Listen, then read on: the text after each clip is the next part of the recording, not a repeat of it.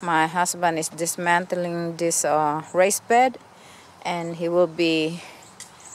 are planning to do something else in this area, but we are using this soil here very sparingly as a base to a new raised bed, which we have right here. My husband decided to build another raised bed right in this area here, and as you can see, we have put probably about 4 inches or less of that sandy soil.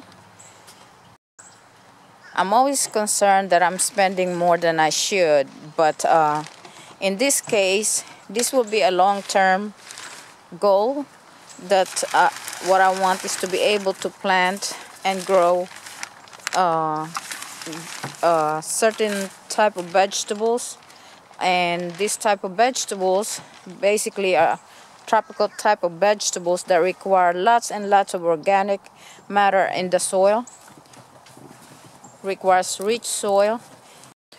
This year, because we don't have much compost, our compost are not ready. We are tempted to use it, but I'm not taking chances of a lot of the seed that has not been totally decomposed, and it might take over this entire bed if we take a chance of using them. So we are not using our compost. We'll give it at least maybe until this fall before we use this. So here is the garden soil that we decided to use. What I like about it is it's locally made by some family-owned business, and it's called Kellogg Organic Garden by Kellogg. And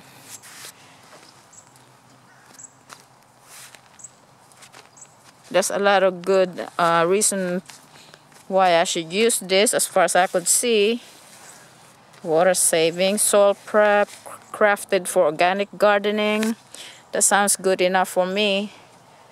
And we are going to naturally add some other stuff in there, such as azomite and worm casting and some more other organic material to enrich this soil. So if you look over there in that blue container, that's the ashes that my husband saved whenever he burned some of the woods we got from this land. Like the past Hurricane Matthew left us a lot of woods, several trees have fallen down, and so we have some saved up ashes which we're going to use as potash. And right behind that, could you please move that plastic?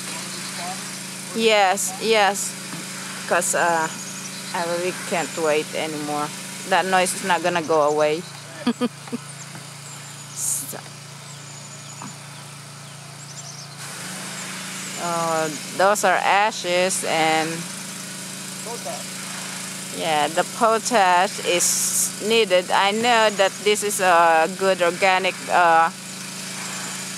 soil mixture here, but I like to put my own touch into making the soil fertile.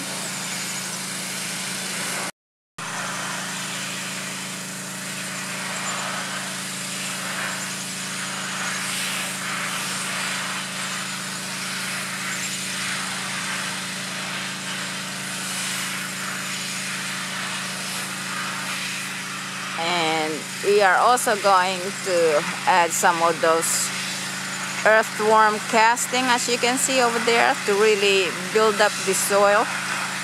And we are also going to add some azomite.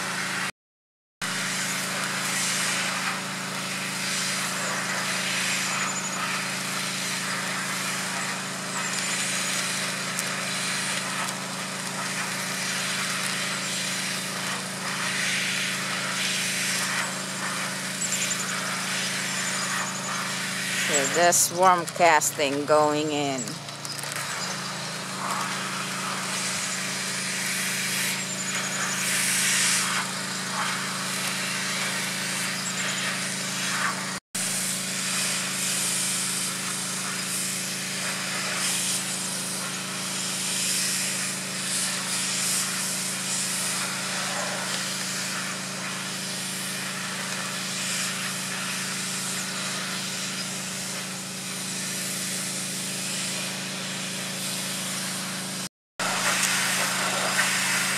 That's my favorite part of the garden.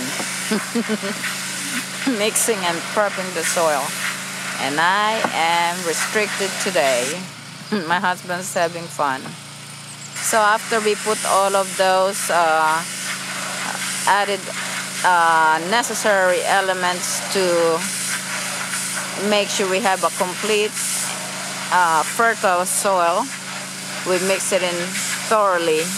And we're gonna water it in real good before we start planting in this raised bed here. So this is how I managed to work out here. Build a little fire. The smoke just drive the gnats away, so it's more tolerable. It's hard to work with all these gnats biting you or biting me. Hi. Hi, Mama.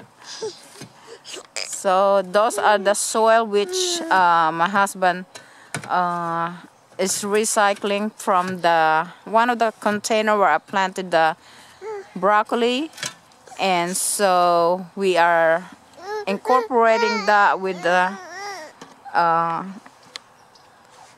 soil mixture that we put in there. My granddaughter is trying to grab my camera, but that's what we're doing now, recycling some of our used soil and incorporating it with the bag soil mix that we put in this raised bed. Oh, my granddaughter got away.